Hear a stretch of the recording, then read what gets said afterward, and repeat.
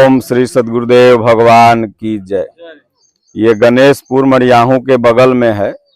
यहाँ पर 24 घंटे का अखंड गीता पाठ ये बनारस की टीम यथार्थ गीता मंडली आई है। तो जहाँ भी होता है उसके बाद सत्संग होता है। तो गणेशपुर में ये आयोजक हरिकांत जी हैं, इनके भाई साहब हैं। तो इन लोगों ने लक्ष्मीकांत वगैरह मिल करके अपने आवास पर यथार्थ गीता पाठ करवाए। और रियल में सत्यनारायण व्रत की कथा है। सत्य है आत्मा, नर थे अर्जुन और नारायण स्वयं भगवान कृष्ण। तो अगर आप किसी भी अपने घर पर मांगलिक कार्य में, जन्मदिन में, बर्थडे में, तेरही में, बरही में, कभी भी अपने घर में कोई फंक्शन करें, तो अगर सत्यनारायण व्रत की कथा जो आप सुनते हैं तो वो झूठी वाली न सुने, बल्कि असली सत्यनारायण व्रत की कथा सुने। वो जो कथा है उसको तर्क की कसौटी पर समझने में लगता है कि वो कपोल कल्पित है।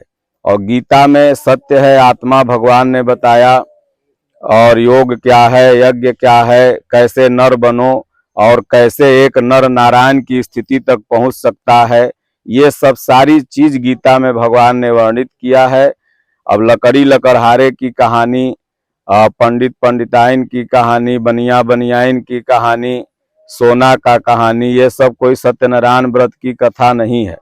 और सत्यनारायण व्रत की कथा में वो चौकी को सत्यनारायण माने, कि पिढ़वा को माने, कि गोबर को माने, कि केला के पत्ता को माने, उसमें यही क्लियर नहीं हो पाता कि में सत्यनारायण है क्या।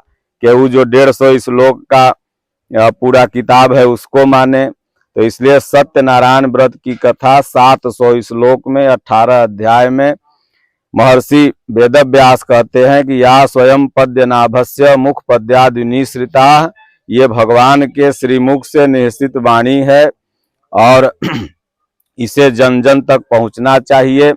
और जो भी व्यक्ति लौकिक या पारलौकिक इच्छा लेकर के इस कथा का श्रवण अपने घर पर करेगा तो भगवान कहते हैं उसके सारे मनोरथ पूर्ण होंगे। यानी संसार का कोई इच्छा आप मन में रख लो और ये तो भगवान देंगे ही, लोक लाभ परलोक निबाहु। तो और उसके बाद बदले में मुक्ति मुनाफे में मिलेगी। इसलिए पूरे आप लोगों के चैनल के माध्यम से हम सभी सनातन धर्मी और मानव को ये आह्वान करना चाहते हैं कि आप अपने घर में गीता पाठ कराएं। और बहुत से लोग रूढ़ी में आ गए हैं कि गीता तो मरला के बाद सुनल जाता है। ये रूढ़ी है। हर चीज आप जिंदा में सुनते हो, और जब कान जर जाएगा, आंख जर जाएगा मरकनिका घाट पर, तो गीता क्या तुम्हारे बाबू दादा कटहर सुनेंगे वहां से ऊपर में। तो इसलिए गीता जिंदा जी सुनना है। बोलो गुरुदेव भगवान की जय। आप लोगों को यथार्थ गीता भी देंगे।